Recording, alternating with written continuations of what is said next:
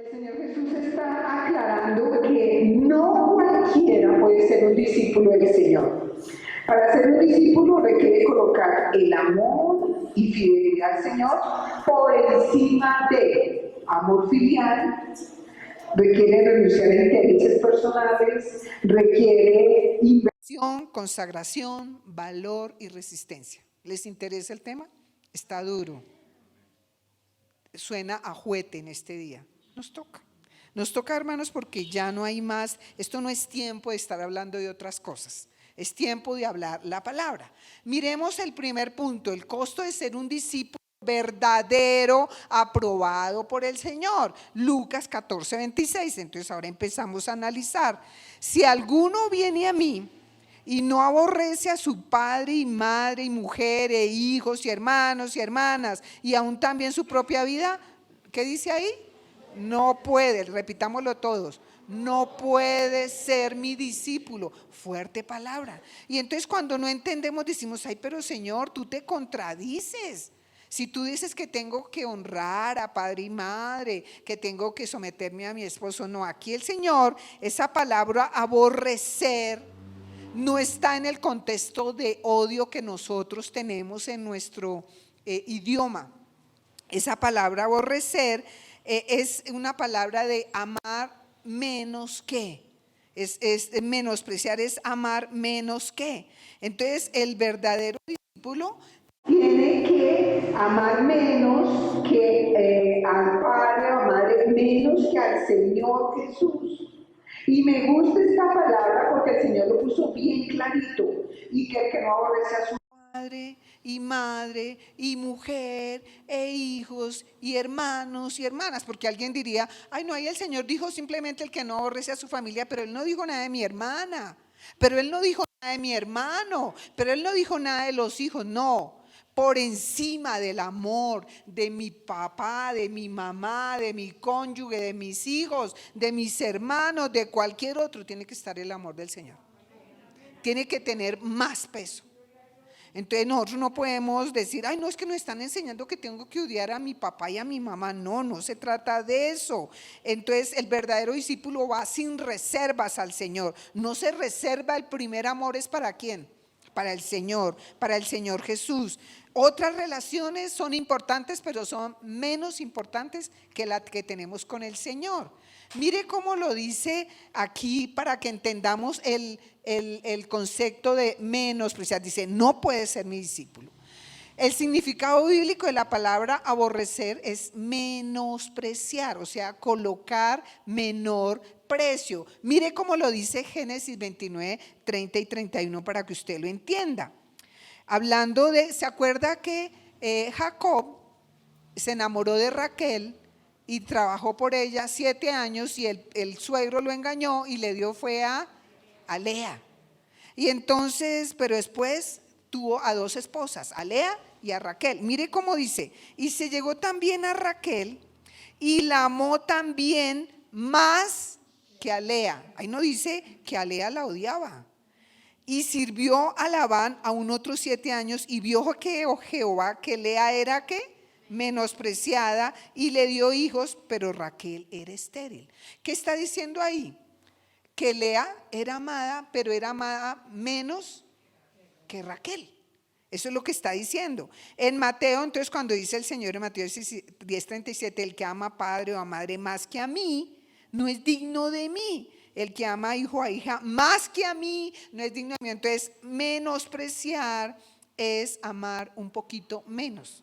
No es en el contexto nuestro, en el contexto español, colombiano, que menospreciar es aborrecer, es humillar, no. Es amar menos. O sea, ¿qué nos está diciendo el Señor? Que yo tengo que amar menos que al Señor, a mi cónyuge, a mis hijas, a mis nietos y a ustedes, hermanos. ¿Lo amo más a quién? A mi Cristo Jesús. Si nos ponen a escoger, tenemos que escoger ¿a quién? Ay, qué doloroso, pero nos toca escoger primero a Cristo Jesús. Qué doloroso para cuando uno es egocéntrico. ¿Cómo así que mi cónyuge va? Sí. Yo molesto al Mayito y le digo, ¿sabe que yo hay alguien que amo más que a usted? A mi Cristo Jesús, al Señor Jesús. Tenemos que amar. Entonces en estos versículos se ve claramente que menospreciar es amar menos. No, ahí no dice que Jacob no amó a Lea. ¿Con cuántos hijos tuvo con Lea? Un montón, o sea que sí la amaba. Sino que la amaba menos que a Raquel. Era menospreciada a Raquel.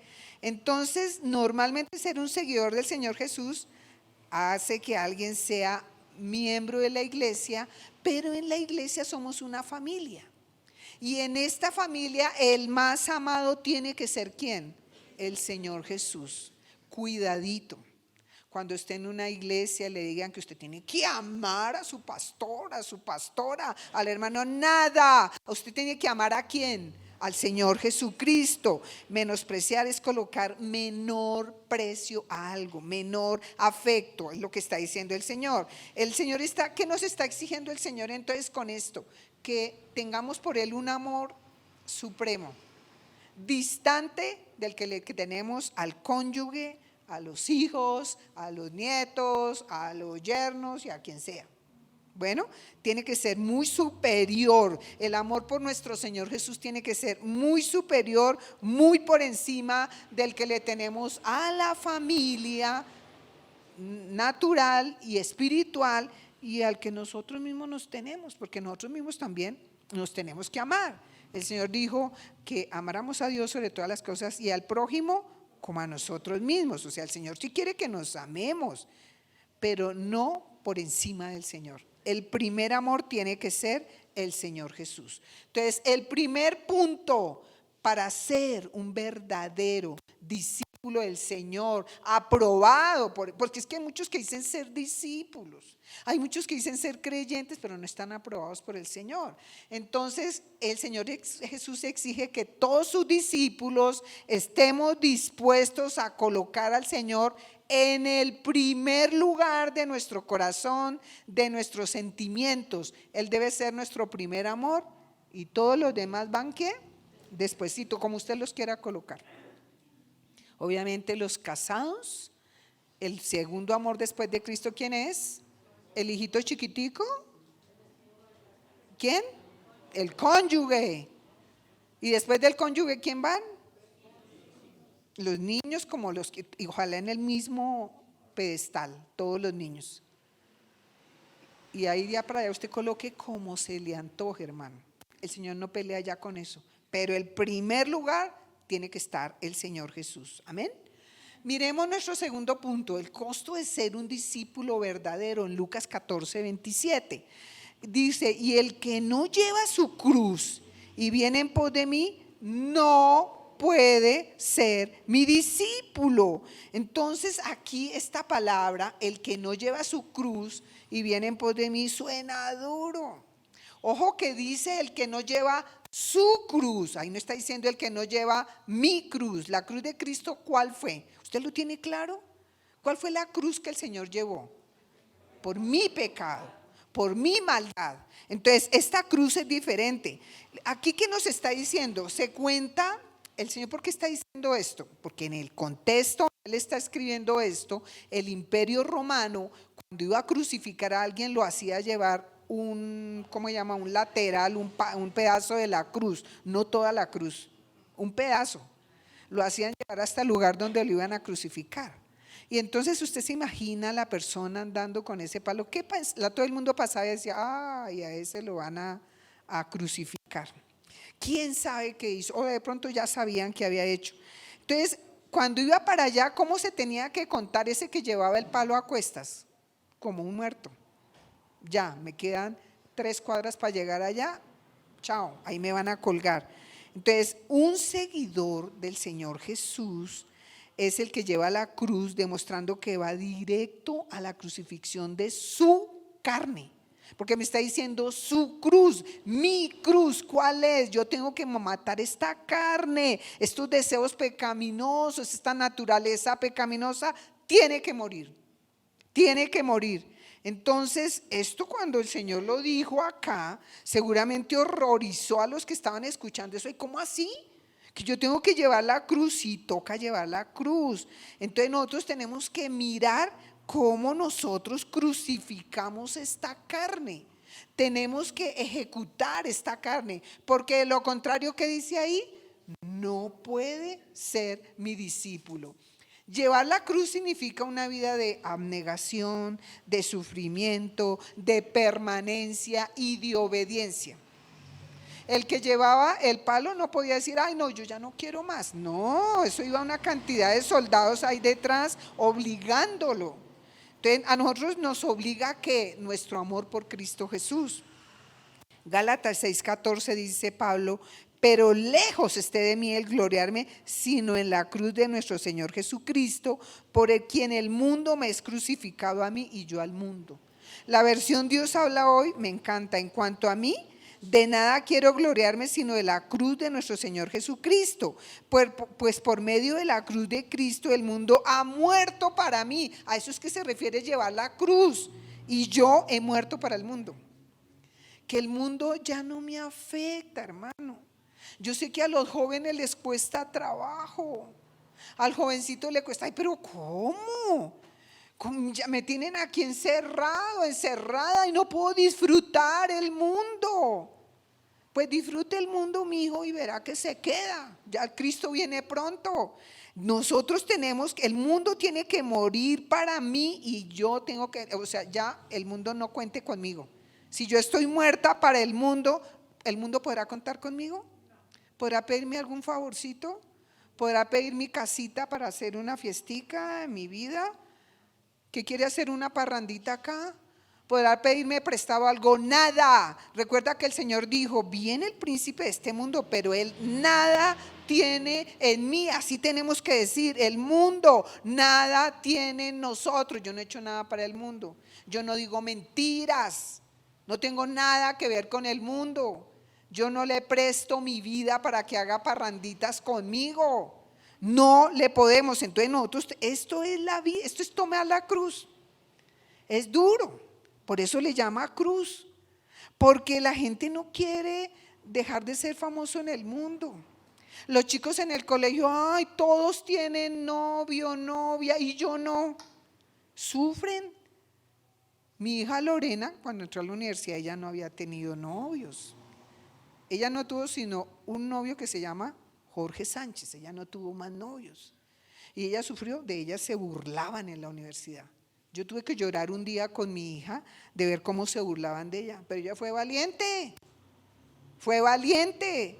Yo le digo a los jóvenes que hay acá, sean valientes. Usted no tiene por qué hacer lo que hace el mundo, porque es que usted está muerto para el mundo, jovencito, jovencita. El mundo no tiene nada que ver con usted. En el mundo lo normal es que los jovencitos tengan relaciones sexuales antes que para ver si se entienden, si no se entienden, nada. El mundo, usted no está viva para el mundo ni vivo para el mundo. Usted murió para el mundo. Nosotros tenemos que estar. Esto es cargar la cruz.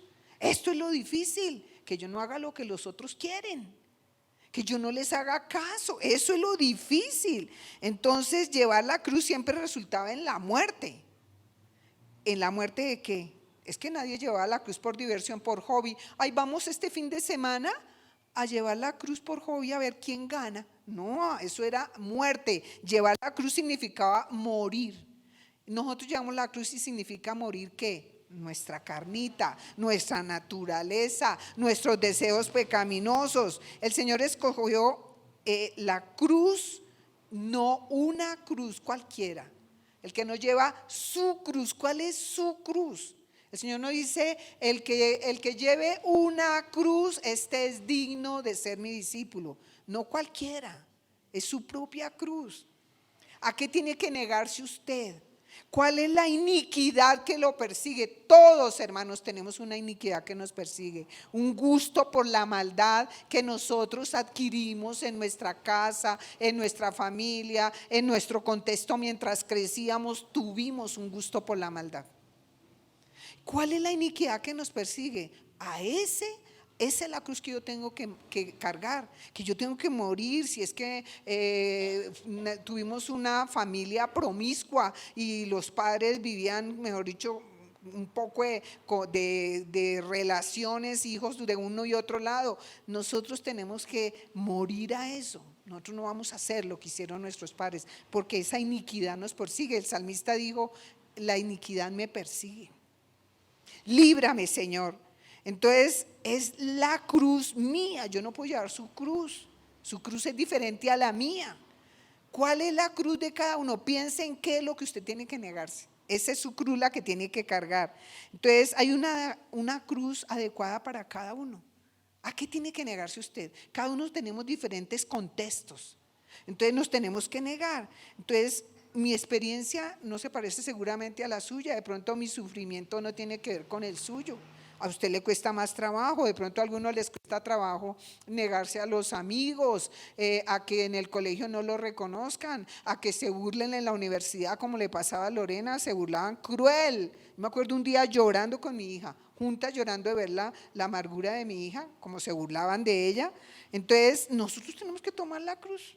Ella tomó la decisión y llevó su cruz y Dios la premió. Entonces nosotros tenemos que llevar la cruz. Llevar una cruz es llevar un camino de muerte, de mi propia muerte, de mi naturaleza caída. Entonces el Señor dice, no puede ser mi discípulo. Usted no lleva esa cruz, su cruz no puede ser el discípulo del Señor. Entonces nosotros tenemos que no solamente ser seguidores, tenemos que ser discípulos, soldados. Un discípulo es uno que aprende, que está todo el tiempo ahí. Entonces llevar nuestra propia cruz nos exige compromiso, nos exige abnegación, nos exige sufrimiento porque vamos a sufrir, hay dolor, hay padecimiento, hay burlas, nos exige permanencia, tenemos que continuar hasta el final, nos exige obediencia, sujeción, subordinación al Señor Jesús. Puede que nadie lo vea que usted está llevando la cruz, usted no tiene que contarle a nadie cuál es su cruz, eso es un asunto suyo y de Dios. Entonces usted tiene que llevar. Entonces nosotros tenemos que declararnos como dice la versión Dios habla hoy. Por medio de la cruz de Cristo, el mundo ha muerto para mí. El mundo no me mueve. Y yo estoy muerta para el mundo. Que no cuenten conmigo, ya estoy muerta. ¿Se cuenta con los muertos? ¿Alguno ha contado? Ay, verdad, voy a invitar, tengo que ir al cementerio a invitar allá a mi primo que se murió, a mi tío. No, con los muertos, nadie piensa en un muerto. Después de que se murió, ay, qué dolor, qué tristeza, y chao. Ya uno no cuenta con el que está muerto. Si yo muero al mundo, no van a contar conmigo. Ya la gente empieza a ver, ay no, mi esposo cuando murió para el mundo en su familia, al principio lo invitaban. Cuando Mario ya empezó a negarse a los bautismos, confirmaciones, primeras comuniones y toda la familia, y padrinazgos, porque tienen la costumbre allá en Boyacá de poner el compadrito es el hermano. Entonces Mario ya, no, ninguno, no lo volvieron a invitar. Dijeron, no, ya con ese no contamos. ¿Qué quiere decir eso? Que Mario se murió para esa familia. No pueden contar. Entonces eso es lo que tenemos que hacer. ¿Qué tenemos entonces? ¿Cuál es el costo que usted y yo tenemos que pagar? El Señor de Jesús exige que todos sus discípulos tomen su cruz, o sea, la cruz personal, de renunciar al mundo sin Dios y seguir al Señor Jesús sin reservas hasta el final, estando dispuestos y decididos a sufrir y ser rechazados. Tenemos que tomar eso. Mire, el mundo, todo el mundo está sin Dios. ¿Usted por qué quiere ser acogido en ese mundo que no tiene a Dios? ¿Usted por qué quiere ser famoso en ese mundo que no tiene a Dios? ¿Usted por qué quiere ser aplaudido? ¿Usted por qué quiere tener amigos ahí? Esos amigos no le sirven. No le sirven, hermano. Miremos nuestro tercer punto. El costo de ser un discípulo verdadero. Lucas 14, 28 al 30. Porque ¿quién de vosotros, queriendo edificar una torre, no se sienta primero y calcula los gastos, a ver si tiene lo que necesita para acabarla? No sea que después que haya puesto el cimiento y no pueda acabarla, todos que lo vean comiencen a hacer burla de él, diciendo: este hombre comenzó a edificar y no pudo acabar. Entonces aquí está hablando de que quién de vosotros, si quiere edificar una torre, no primero calcula los gastos. ¿Por qué? La torre equivalía en el tiempo del Señor Jesús a un edificio público. Era el edificio público visible, esa era la torre. Aquí está hablando de lo costoso que sale construir una vida que todo el mundo vea. Tenemos que mirar qué es lo costoso. Tenemos que hacer una alta inversión. Los que han construido, ¿alguien aquí ha construido? Levante la mano, alguien que haya hecho construcción. Eso cuesta.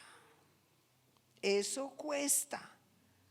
Porque eso que toca que las bases, que las, ¿cómo se llaman? Todo lo que toca hacer y va, y sale, y salen gastos, y salen más gastos, y a veces quedan en la mitad y no terminó. Duro. Está hablando de lo costoso. El Señor nos está diciendo, miremos este ejemplo y tenemos que calcular si tenemos para acabar.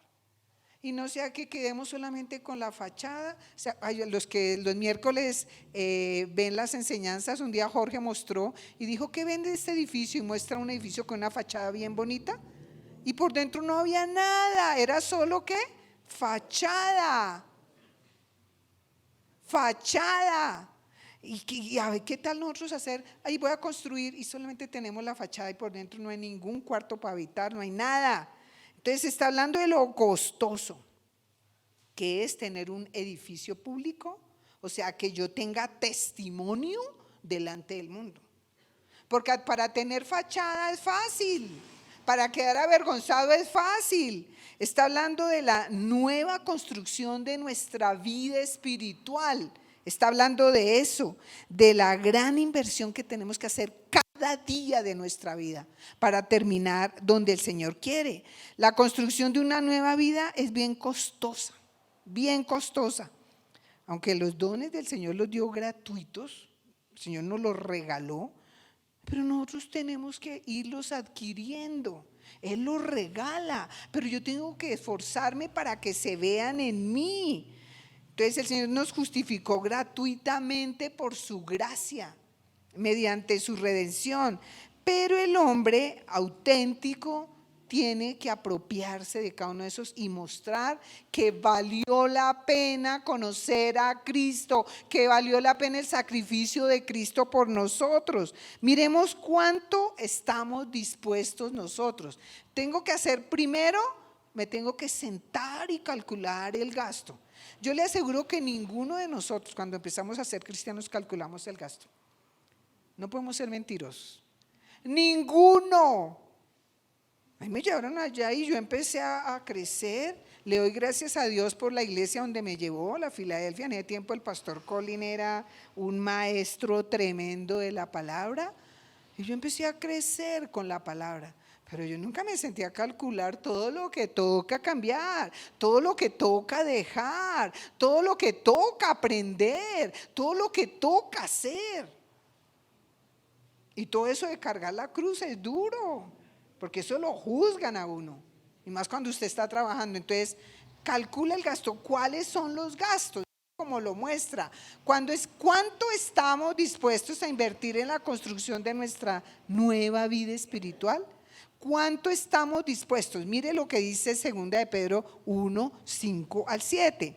Vosotros también, poniendo toda diligencia por esto mismo, añadida a vuestra fe, ¿qué tengo que añadir? Virtud. A la virtud, conocimiento. Al conocimiento, dominio propio. Al dominio propio, paciencia. A la paciencia, piedad. A la piedad, afecto fraternal, y al afecto fraternal amor. Eso se oye bonito, eso se oye hasta poético, eso se oye bonitico cuando usted lo lee así, pero mírelo de esta manera. Los invito a que lo miren de esta manera. Fe, el cimiento de la vida cristiana. No cualquier fe, no la fe histórica, no la fe en mí mismo, porque es que en la época de esta explosión de milagros y todo, la gente creía que, es que yo creo. ¿Era la fe en quién? La fe en mi fe. No, la fe salvífica. ¿La fe en quién? En Cristo Jesús, mi Señor. Y en su palabra, es que yo creo en Él y le creo a Él. Esa es la fe salvífica, que usted cree en Cristo Jesús y le crea a Cristo Jesús. Ese es el cimiento de la vida cristiana, es lo primero. Entonces usted empezó a construir, adquirió fe. Y muchos se quedaron ahí y no construyó el edificio. Después le tiene que añadir virtud. Virtud es pagar el costo de integridad, moralidad y honestidad. Lo otro que nosotros tenemos que mostrar, entonces la fe es el cimiento de la vida cristiana. Debemos ser fuertes en ella. Si usted no tiene un buen cimiento, no puede construir. Empiece desde ahí. Le agregamos la virtud, que es la integridad, la moralidad, la honestidad.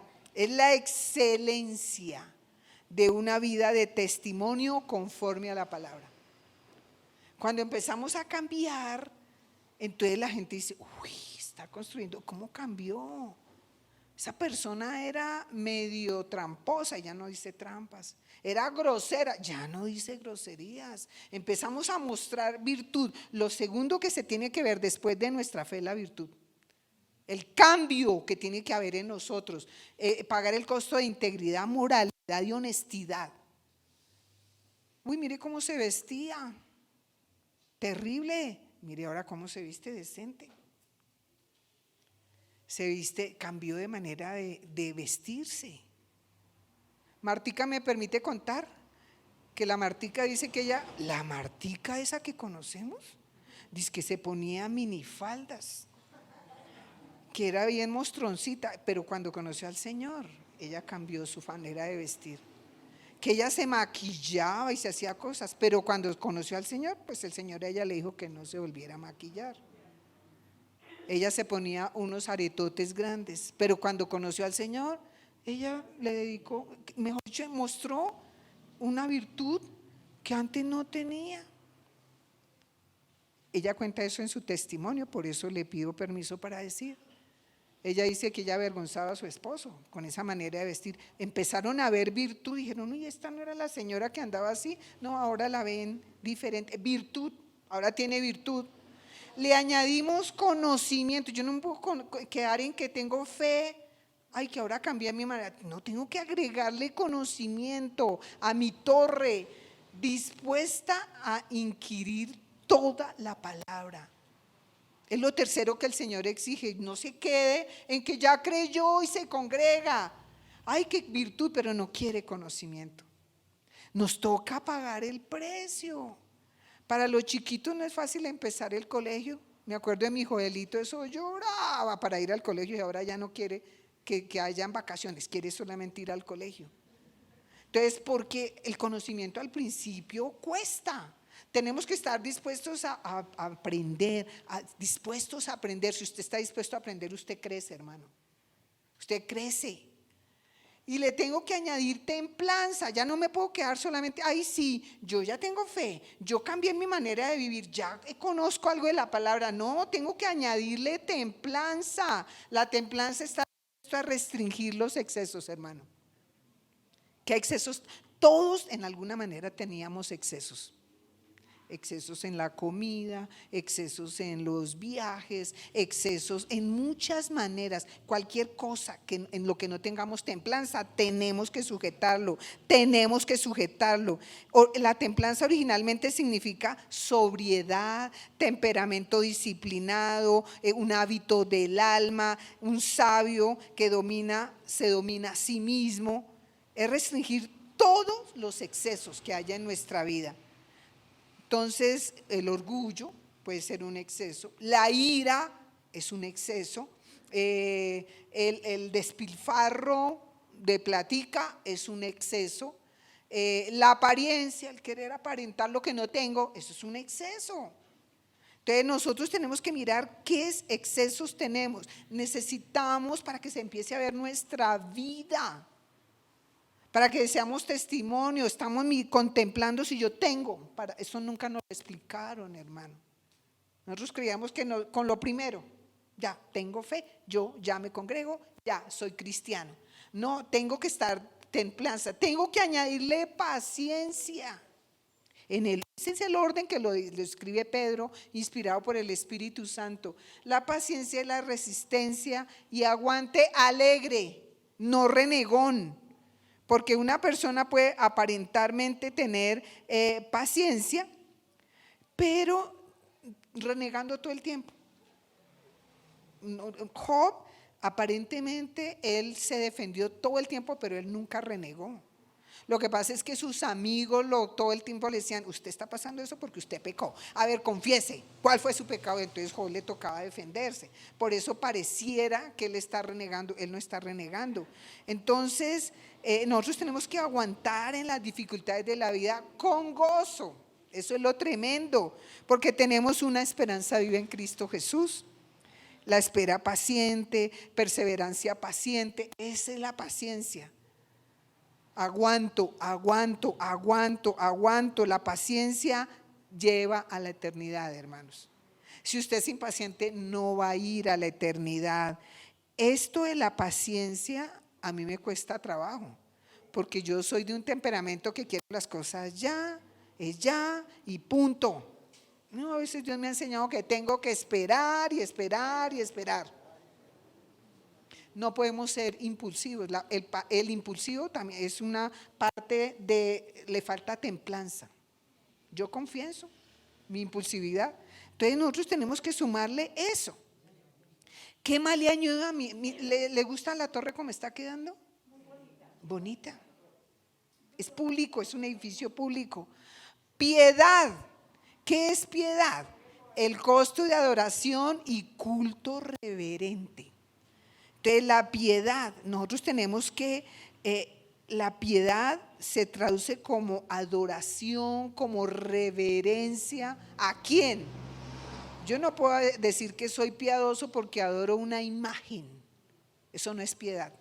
Es un culto reverente al Dios del cielo, el costo de la adoración y culto reverente. ¿Cómo adoro yo? ¿Me cuesta trabajo? ¿Llego temprano a adorar al Señor? Es triste que a veces empieza el culto y la gente no ha llegado. La adoración no le pone en cuidado. Y resulta que la parte más importante es con la que empezamos, hermano. Dios merece la adoración. Dios merece que nosotros le rindamos el culto desde el primer momento que entramos a su presencia. Que lo adoremos. Esforcémonos para adorarlo conforme a lo que es Él. Él es Dios que murió por nosotros en esa cruz. ¿No cree que merece lo mínimo que merece nuestra adoración? ¿Por qué usted no llega temprano al culto? Porque no adora a Dios. Porque se adora, ay no, es que estaba tan rica la cobija, estaba tan rico acá. No, nosotros tenemos que adorar a Dios, esforcémonos para rendirle un culto reverente a Dios. Es que el culto no es para la iglesia, no es para nosotros como congregación. El culto es para Dios. Y Dios vio que usted llegó tarde. Dios vio que usted no adoró sino de 3 canciones, 4 canciones que cantamos, 2 o media o 1:30. No le dio un culto reverente al Señor. Es que es para el Señor, hermano, no es para nosotros. Y le añado, para que me quede mi vida espectacular, le añado el amor fraternal. Y uno dice, ¿por qué puso el Señor Espíritu Santo ese orden? Porque ese es el orden. Va de la base, de lo que sostiene, hasta lo más liviano. El amor fraternal, el costo de amar al prójimo, pero ese quiere decirse prójimo no es solamente a los que me caen bien, buenos y malos. Ay, pero ese prójimo es bien malo, pero el Señor nos manda a amarlo. Pero ese prójimo me cae regordo, nos manda a amarlo el Señor. Nos manda a amarlo. Y amarlo será que es que yo estoy todo el tiempo allá besuqueándolo, abrazándolo y dice, ¿usted cree que es eso a lo que se refiere el Señor? Yo amo a una persona cuando oro por esa persona. Yo amo a una persona cuando le ayudo. Yo amo a una persona cuando le redargullo, lo corrijo porque me importa. Y vuelvo y le digo, me da pena con los que yo regaño cuando veo que ponen unos estados que nada que ver. A varias hermanos de acá yo los he regañado. ¿Y esto qué es? ¿Cómo le ocurre? Los estoy cuidando, hermanos. Si usted se pone bravo y no vuelve, el problema es suyo. Pero mi obligación es que yo los tengo que amar. De pronto no conoce. Nosotros no podemos darle exaltar al diablo y poner en mi estado cosas que exalten al diablo. No, porque la Biblia dice cercando andan los malos cuando la vileza es exaltada. No exalte al malo a través de su perfil de WhatsApp. No le exalte. Entonces, ¿le gusta ¿Cómo? ¿Qué es lo que Dios quiere? Siéntese y calcule el gasto a ver si usted ya tiene esto o a dónde se quedó. ¿Se quedó solamente en el cimiento? ¿Está avergonzado? Llegó solamente hasta el conocimiento y templanza nada, ni paciencia, ni piedad, ni amor fraternal. ¿Qué me importan los demás? ¿Hasta dónde ha llegado? ¿Ya tenemos la torre? Yo le puedo decir en mi vida personal, si soy honesta, que de vez en cuando se me derriban unas de esas áreas. Y me toca volver a empezar, hermano. Varias veces este edificio público se ha caído. Me ha faltado templanza, me han faltado de pronto el amor fraternal. Porque conocimiento no. Amo el conocimiento de la palabra del Señor. Es mi pasión. Si usted quiere saber qué me apasiona, la palabra de Dios. La palabra de Dios. Entonces, nosotros tenemos que ver si tenemos este edificio, esta construcción, o dónde se quedó, o ni siquiera ha empezado, hermano. Porque el hecho de que usted esté en una iglesia no quiere decir que ya empezó a construir. Que usted tiene que tener estos 7 elementos que se requieren para tener una construcción. Entonces, ¿cuánto estamos dispuestos a invertir en la construcción de nuestra vida espiritual? ¿Usted está dispuesto a invertir todo esto? Entonces, ¿qué nos dice esta palabra? El Señor Jesús en este punto exige que todos sus discípulos estén dispuestos a hacer una gran inversión para construir la nueva vida tan alta que llegue hasta la eternidad. Una vida tan alta que llegue hasta el cielo, hermano. Que alcancemos el cielo. Nosotros no necesitamos hacer la torre de Babel que hizo Nimrod. Él quería hacer esa torre, pero para desafiar a Dios. Nosotros tenemos que hacer esta torre, pero para mostrar a Dios. Que la gente diga, uy, este sí de verdad cree, dice que es cristiano y se comporta como cristiano. Miremos nuestro cuarto punto, que es tremendo. El costo de ser un discípulo verdadero aprobado por el Señor, Lucas 14, 31, 32. Dice la palabra, ¿o qué rey, dice el Señor, al marchar a la guerra contra otro rey, no se sienta primero y considera si puede hacer frente con 10,000 al que viene contra él con 20,000? Y si no puede, cuando el otro está todavía lejos, le envía una embajada y le pide condiciones de paz. ¿Qué nos está diciendo el Señor cuando nos dice del costo de ser discípulos? Nos está diciendo que todos nosotros tenemos guerra. No nos dice que vamos, no, dice que rey al marchar una guerra. O sea, ¿qué nos está diciendo? La vida cristiana es ¿qué? Una guerra. Ser discípulo de Cristo es entrar en una guerra. No como la que nos enseñaron, marchar con la guerra de otro rey. Entonces está hablando que ¿enfrentar una guerra es peligroso o no? Así sea una guerra entre comillas pacífica, ¿es peligrosa o no? Sí. Toda guerra es peligrosa. Ilustra el peligro que nosotros enfrentamos desde el día en que conocimos a Cristo. Porque es que nosotros, recuerden lo que dice Efesios, no tenemos lucha contra carne y sangre, sino contra principados, contra potestades, contra huestes espirituales de maldad. El Señor está comparando a un discípulo con un guerrero. La guerra espiritual para el cristiano no es una opción, hermano. No es si usted quiere. Según esta palabra, es una obligación. Usted tiene que considerar si usted puede pelear esta guerra. Esta guerra, ¿qué implica? Entonces el discípulo tiene que defenderse de un gigantesco enemigo que tiene poder para destruir. Es Satanás y sus huestes de maldad. Es la guerra. Entonces las posibilidades que el Señor pone son temibles. Dice, considere si puede hacer frente con 10,000 al que viene con ¿cuántos? El doble. con 20,000, viene con el doble de poder. Entonces debemos al entrar en esta guerra considerar los peligros y estar dispuestos a hacer lo que Dios nos diga para salir victoriosos de esta guerra. Entonces, el verdadero discípulo quiere ganar esta guerra porque la victoria tiene que ver con lo que Cristo Jesús ya hizo. La guerra es conmigo, el enemigo quiere que yo me devuelva. Entonces nosotros tenemos que hacer lo que dice Efesios. Entonces, al marchar a la guerra, yo tengo que sentarme primero y considerar si yo puedo hacer frente.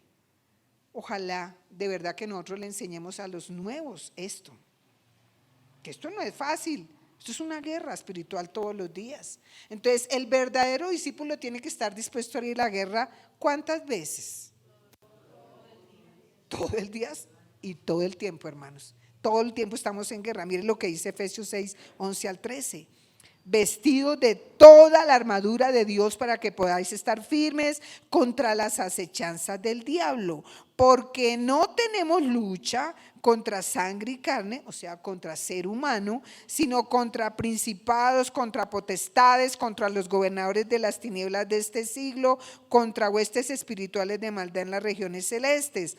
Por tanto, tomad toda la armadura de Dios para que podáis resistir en el día malo y habiendo acabado todo, estar firmes. Mire, la experiencia nos ha enseñado que cualquier cosa duradera es costosa. A uno, usted no le decían en su casa, pues en mi casa me decían, lo barato sale caro, y es cierto. Ay, esto está barato y que usted lo compra y qué mala calidad. Lo costosito de verdad es de mejor calidad. Entonces lo barato sale caro porque o es imitación o es robado. Entonces nosotros tenemos que pagar un precio alto para que nos salga bien. Esto es lo que nos... Entonces en la Biblia hay un secreto. Esta batalla es de todos los días. O sea, cuando usted tiene un problema con el fulano, la sultana, si la Biblia me dice que yo no tengo lucha contra sangre y carne, ¿por qué estoy peleando con él? Entonces tengo que ver los huestes espirituales de maldad que detrás de esas personas me están provocando. Tengo que mirar cuál es la hueste espiritual. Entonces yo tengo que entender cómo tengo que pelear esta guerra para ganarla. Aunque vengan con 20,000 contra mí, hay uno, ¿se acuerda que ellos dijeron, mayor es el que está en nosotros, en mí, que el que está en el mundo? Él viene con 20,000, pero resulta que yo tengo a uno que es más poderoso que ese ejército. Entonces, ¿cuál es el secreto para que ganemos esta guerra? El verdadero discípulo tiene que estar perfectamente armado y preparado con una buena resistencia.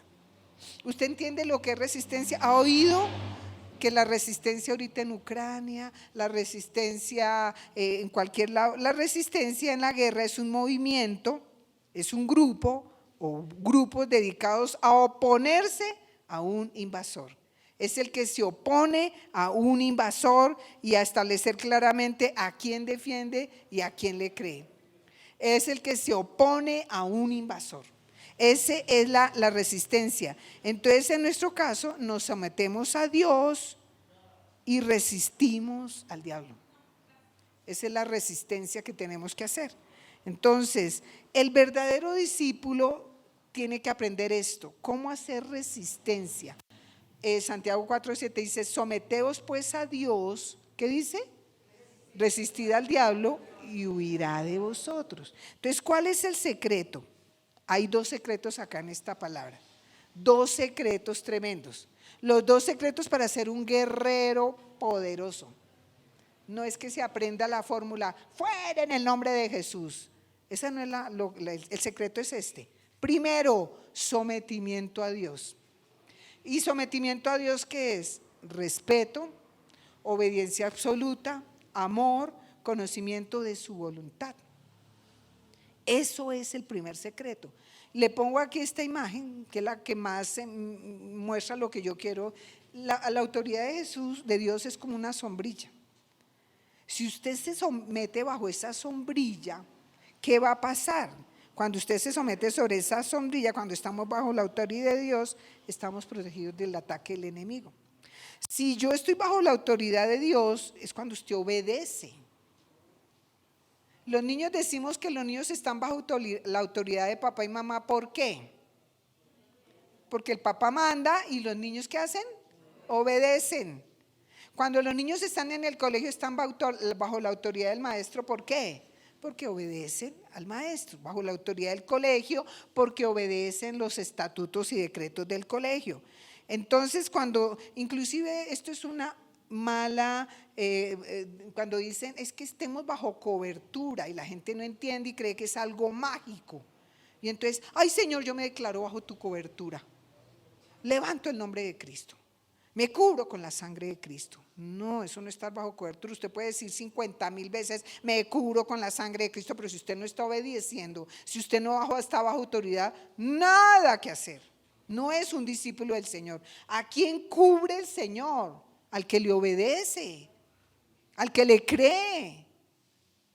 Eso no es mágico. Yo estoy bajo la cobertura y cualquier cosa me cubro y con una cantidad de mantras y repeticiones. No, la sombrilla de protección funciona si usted obedece.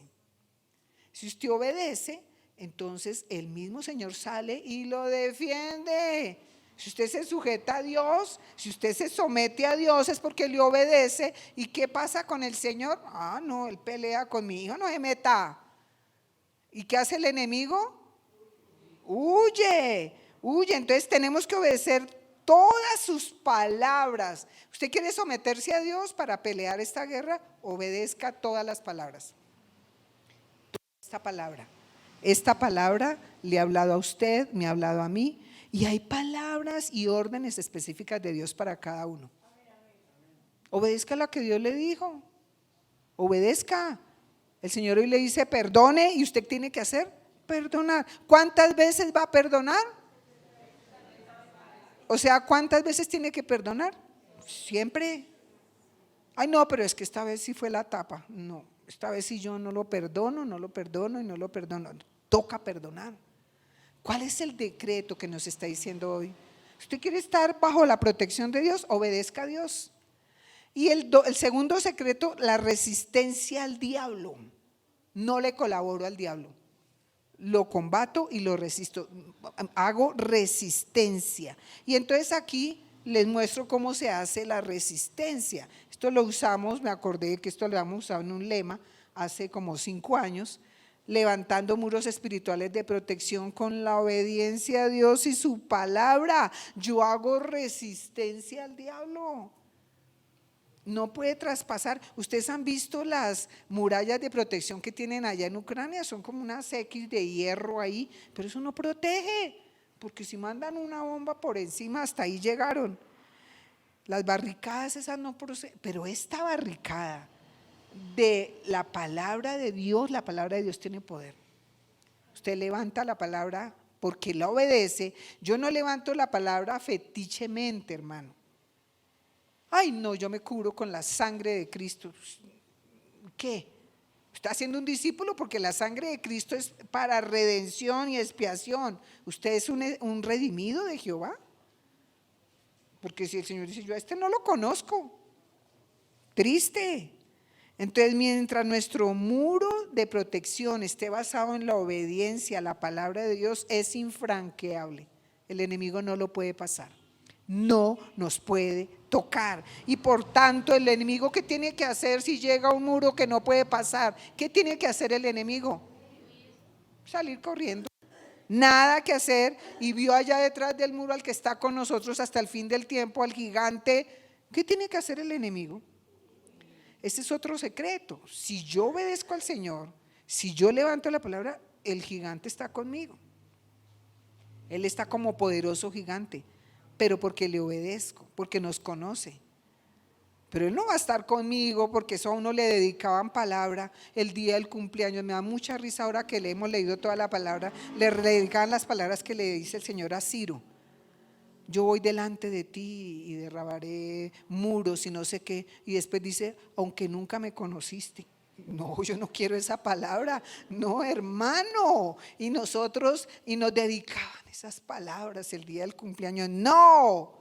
Yo tengo que coger la palabra y entenderla y saber cuál es la palabra para mí. El Señor dice que Él está como poderoso gigante si yo lo obedezco, si yo creo, si yo le sigo. Ahí sí Él está como poderoso gigante. Yo no me voy a poner a dedicarle palabras que el Señor no ha dicho, hermano. Entonces, el costo de ser un verdadero discípulo aprobado, el Señor exige que todos sus discípulos estén dispuestos a pelear contra el adversario de la verdad, la paz y la luz. Ese es Satanás y sus huestes de maldad. Tenemos que estar dispuestos. Miremos el último en Lucas 14:33. Así pues que cualquiera de vosotros que no renuncia a todo lo que posee, ¿qué dice? Ay, qué triste eso. No puede ser mi discípulo, no puede ser. ¿Cómo así que yo tengo que renunciar a todo lo que tengo?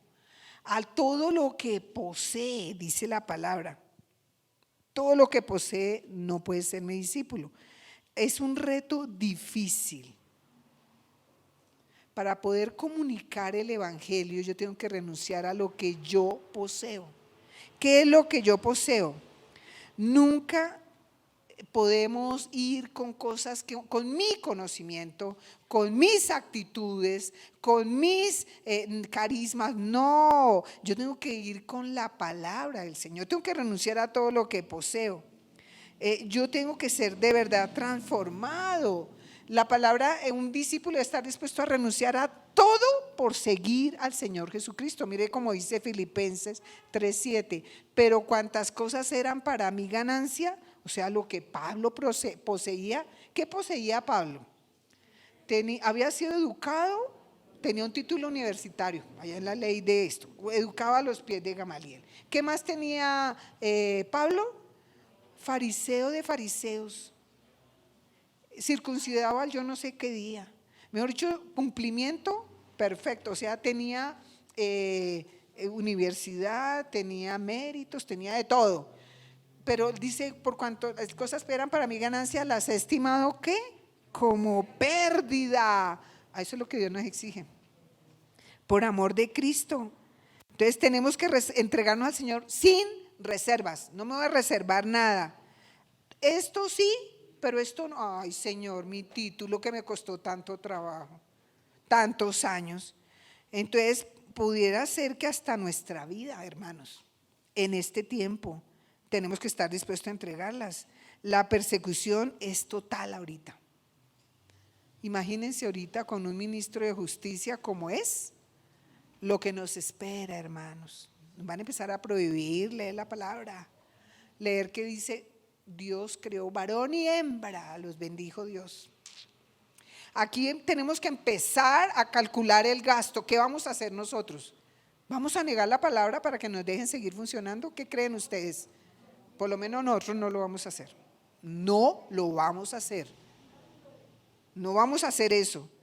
Entonces nosotros tenemos que estar dispuestos a mirar que estamos dispuestos a perderlo todo por amor de Cristo. No es solamente nuestras posesiones, sino la piden, nuestros afectos, nuestra energía, nuestro tiempo, nuestros deseos, nuestros seres queridos, todo nos lo está pidiendo el Señor. Nuestros estudios, nuestros logros, nuestros aplausos, todo tenemos que estar dispuestos para de verdad ser un verdadero discípulo. O sea que lo más importante es Cristo Jesús en nuestra vida. Entonces el Señor Jesús exige que todos sus discípulos estén dispuestos a entregarle al Señor todo sin reservarse nada, hermano. Lo que exige una renuncia a todo lo que posee material, emocional e intelectualmente. Si el Señor me pide eso, pues toca dárselo. Si es material, toca dárselo. Si es emocional, toca dárselo. Ese afecto, si es espiritual, que es que yo he aprendido así, nada. Que es que yo iba donde mi prima, que es una bruja reconocida y todo lo que dice funciona, nada. Entreguemos toda esa basura. lo que habíamos aprendido mal. Ahorita tenemos que entregar lo que aprendimos mal, hermano. Hay gente que no quiere. Hay gente que se ha ido porque no le ha gustado que les digamos que tenemos que volver a aprender, hermanos. El Señor cambió todo esto. Y nos enseñaron mal y nosotros como bobitos ahí repitiendo todo lo que nos decían como loros. Conclusión, el costo que debemos pagar para ser aceptados por el Señor como su discípulo. Primero, el amor al Señor Jesús debe estar por encima del amor filial, del amor fraterno o de cualquier otro amor. Llámese el amor al carrito, a la casa, al carro, a la beca. Segundo, estamos dispuestos a renunciar al mundo sin Dios, dispuestos a sufrir por ello. Claro que sufrimos el rechazo y todo lo demás. Debemos estar dispuestos a hacer una gran invención para construir nuestra vida tan alta que llegue al cielo.